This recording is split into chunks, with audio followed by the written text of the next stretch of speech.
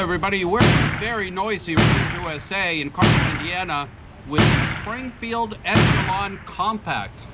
The new one that just came out. If I can't talk anymore because it gets too loud, then I'm just gonna go straight to the tabletop after the shooting.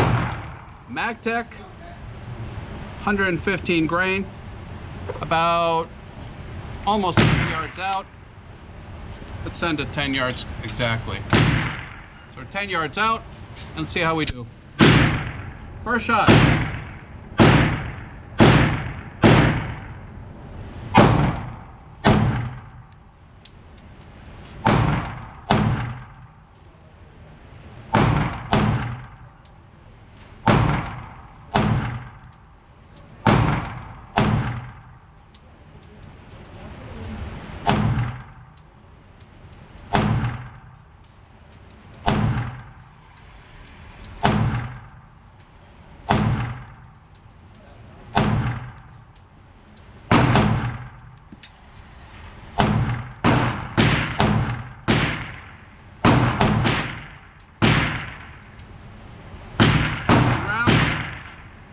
Open,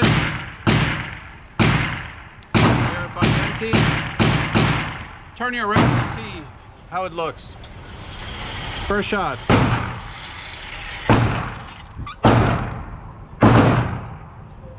got a few here. So 1, 2, 3, 4, 5, 6, but the rest are all in here. So not bad, first shots with a Springfield Echelon Compact. Now let's go to the tabletop. Okay, we're back from the range with the new Springfield Echelon 4.0. This is the Compact. And it comes in this range pouch, which is just nice. It's nothing but the range pouch.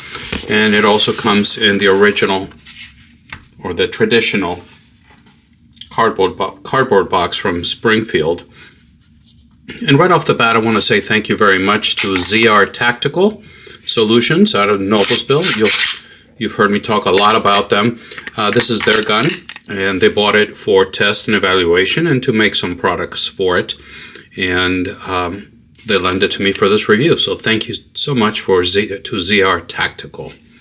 The Springfield Echelon has been around for a while now, and it's been praised as what the next polymer gun should be, with all the bells and whistles that a Glock should be, and for about the same price. So I haven't reviewed the Echelon yet, the full-size one, and now they're out with a comp model that's got the compensator at the front, or expansion chamber, and so now they're out with the Compact. So in essence, this is the size of a Glock 19. It comes with a 4-inch barrel, and the barrel's got a melanite finish, as well as does the slide.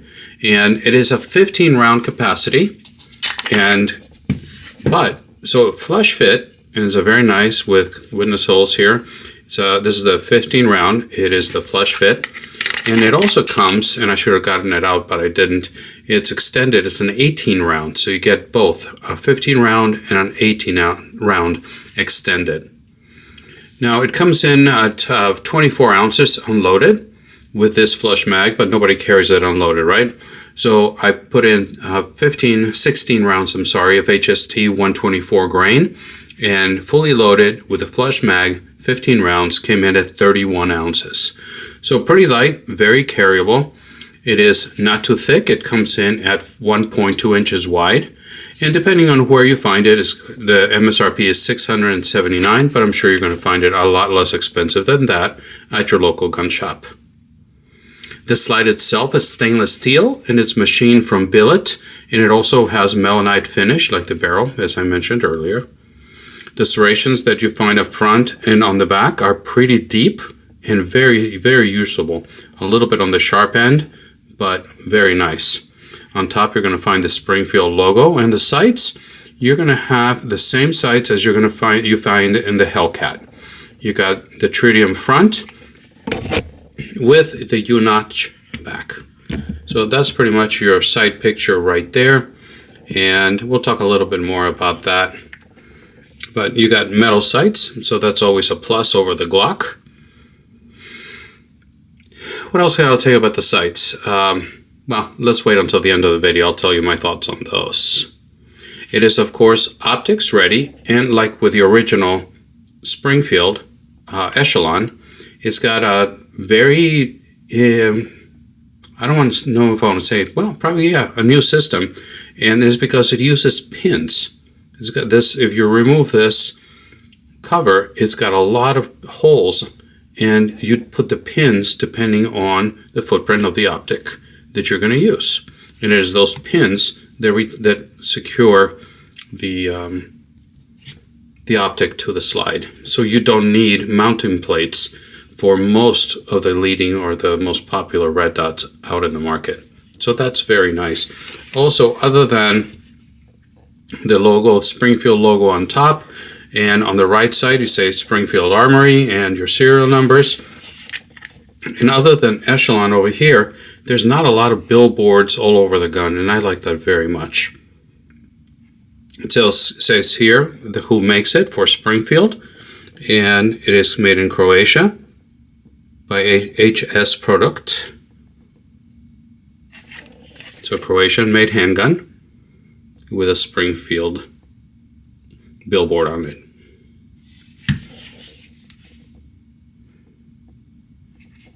So let's start to look at the inside of the gun for, let's see, how do I make sure the YouTube doesn't demonetize me. So we're not modifying the firearm, we're disassembling it in this for safety inspection and for cleaning, all of them which are in the safety manual, owner's manual, I'm sorry. Having a hard time with English today. So what you do is you lock it to the back, and you got your disassembly lever here. Push it down, and then release the slide. Okay, there's no need to pull the trigger, which is nice. So starting here, let's look at the inside. This is what the Echelon looks on the inside. A little bit different than Glock, but not too different from most striker-fired handguns you see. Now looking at the slide, the inside of the slide, you see it's very well made, very well machined. You don't see really any tool marks. And the guide rod, this guide rod is from ZR Tactical Solutions.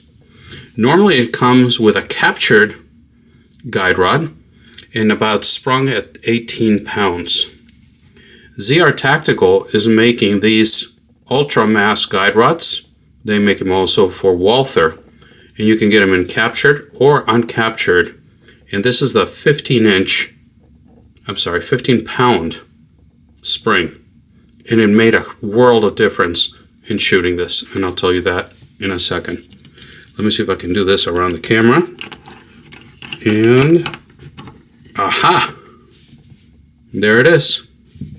So if I can do it, and I can do it around the camera, then anybody can do it. So now we're going to bring it back.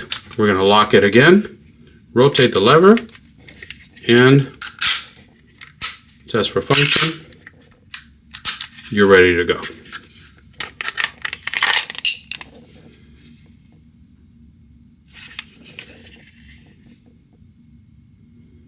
All right, so moving down to the frame, of course, is a polymer frame and compact with the 15 rounds. The nice thing, just like I did a review recently on the Kimber Carbon Compact, this one too has texture everywhere. It's the same texture as you're going to find on the Hellcat, and I like it. It works very well. They've got it all the way up here on the takedown lever. They've got it up here, and what's nice about it is, if you can see, both, you got a landing pad up here for your thumb, and on the other side as well for your indexing. And also on this side, on the left side, the takedown lever has a little bit of an angle that matches the shelf for your indexing, and it also has texture, as well as texture in the front. So they thought about everything, and this is really nice. I like that touch very much. You got it on the right side as well with your texture and indexing point. Very, very nice. You see, this is where your thumb would go, and the takedown, the mag release, it's got pretty much its own shelf up here. It's got the same texture as you're going to see on the rest of the grip, and you really can't miss it. I got medium-sized hands, and I can reach it with absolutely zero issues. So well done, Springfield. Staying at the bottom, you're going to see a deep undercut, allowing you to get high on the gun without the Glock knuckle. The beaver tail is not too deep, as I've seen in other guns that have been released recently, but it's well done and it's comfortable. Looking at the magwell, at the trigger guard, like I said, English is hard today, you're going to see that it's got texture at the bottom and it's got texture at the front. If you're one of those shooters that like to wrap the index around the trigger guard, you can do that as well in this, and you're going to have texture. You got a 3-slot pick rail at the front. There you go. You can see the ZR Tactical Guide Rod, which you can get it in this brass color. You can get it stainless.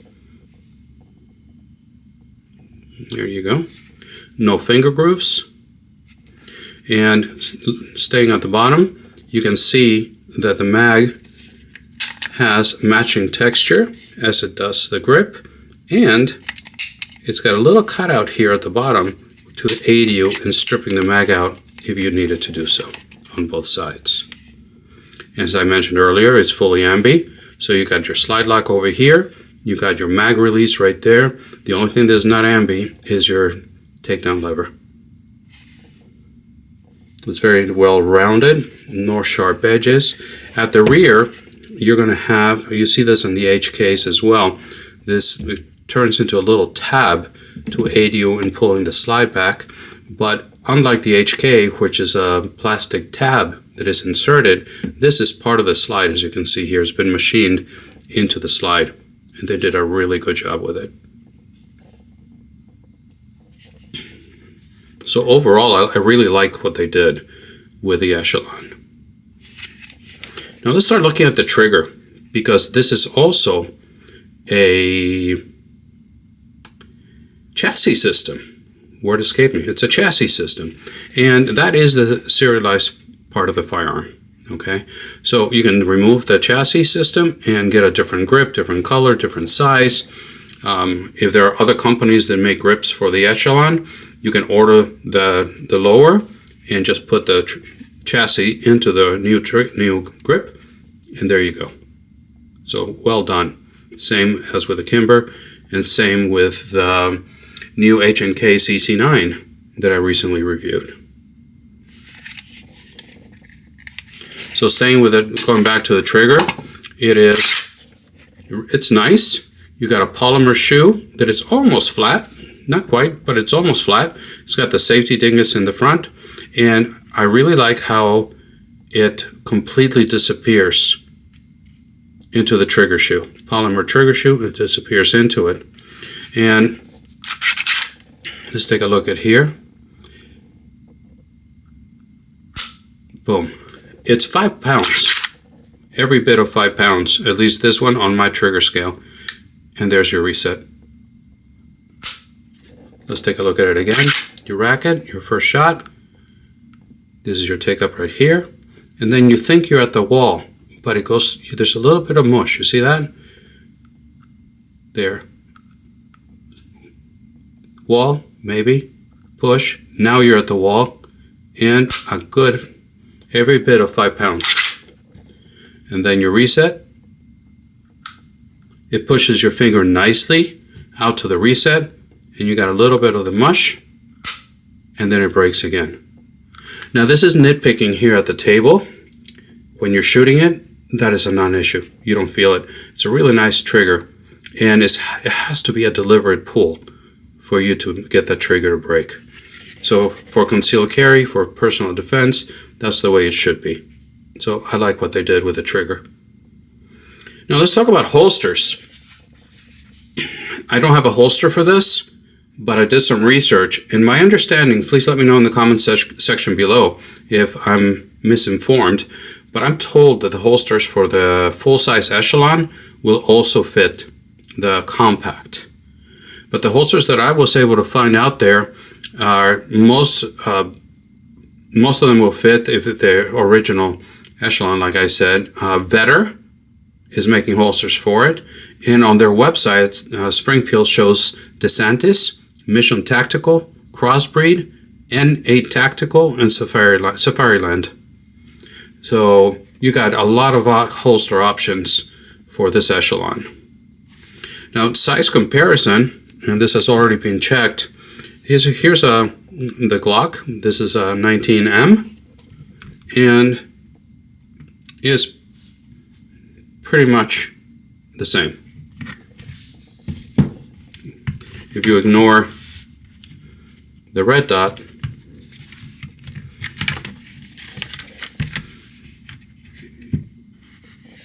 it's pretty much the same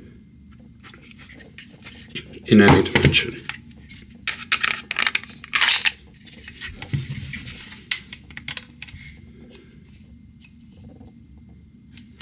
So it is the size of your Glock 19. What else can I tell you about this one? The likes, let's start there. It is reliable, or at least it was reliable for me. It points very naturally. I like that, and like that much better than the Glock. So points naturally. It was very comfortable in the hand. It's very comfortable to hold. You got index points everywhere and the texture everywhere. So I like that very much. It is accurate. So all the main areas, it hits him right on the nose. I think this is the gun that Glock should have made by now. I know why people love these. I get it. I have one right here. But it's not the 1980s anymore. And a lot of people spend a lot of money to make their Glock look like this. So I think enough said about that one. What are my dislikes? What don't I like about this? And the recoil impulse was not my favorite with the original guide rod. The ZR Tactical guide rod made a big difference, just like they do on the Walthers. But to me, it felt like shooting a big Hellcat, a bigger brother of the Hellcat Pro. Now, if you like that, good on you, and this probably should be very, very nice for you. Now, mind you, if you gave me one of this, and this was my only gun, I would be perfectly happy. I see no issues with it whatsoever. But the thing that bothers me the most, but it's something that can be changed with no problem, are the sights. I can live with the front sight, no problem. It's actually very nice. I truly, truly dislike that. Personal preference, if you love it, that's great. Good on you. It's just not for me.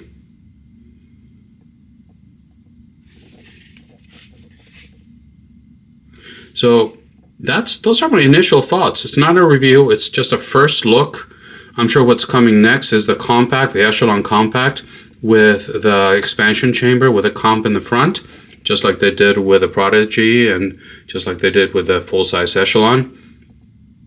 So if that's something that is in your radar, just sit tight. I'm sure that's coming. I have no information, but just look at what they've done as of late. One more thing that was a little bit of an issue is the slide lock. You see how well it's small, and you see how well protected it is, which is in a way is good, so you don't bump it accidentally and you don't get slide lock. But when it comes time to lock it, for me it was hard to get it to lock. You kind of have to bullseye it and really hit it in precisely the right spot. But if you train a lot with it, if you carry it, and this is the gun you're going to be working with, I'm sure that'll become a non-issue as well. So just to wrap this up, I think Springfield did a really good job with this.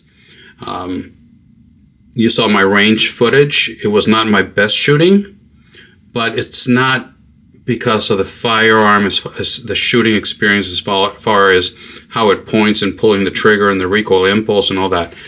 I'm going to give it because of the sights. I just don't like them. I don't get comfortable with them. But change the sights, put a red dot, and I would be very happy with this. So good job, Springfield. I was not a fan of the Hellcat, and I was not very kind to it in my original videos, and I'm sure that's why Springfield stopped talking to me, because I said the truth. But with this one, I think Springfield did a good job. They knocked it out of the ballpark, and if this is something you want to try out, I certainly think you should. And let me know what you think and what your review would be on the Springfield Echelon 4.0 Compact. So once again, thank you to ZR Tactical for lending me this gun for the review. And to you, thank you for your support. We've reached 20,000 subscribers before the end of the year, which was my goal for 2024. So thank you so much for your support, for everything you've done to help me along this journey. I upload videos every Wednesday morning when I can, and on Friday mornings, which is my main upload every week. I'm also posting to Rumble, and I'm uploading also content to Instagram, to X, Twitter. So if you can give me a follow there as well, I would appreciate it. So thank you very much for staying with me. It's a long video. I usually tend to go 20, 30 minutes. And please let me know what your comments are. And I would ask you to double check if you are subscribed to the channel. Make sure you're still subscribed. YouTube has been playing funny with things, and that your notifications are on, and that they are set to all and not to custom. So that's one way you can help me without spending any money on Patreon or anything. So thank you very much for stopping by, and until the next time, God bless.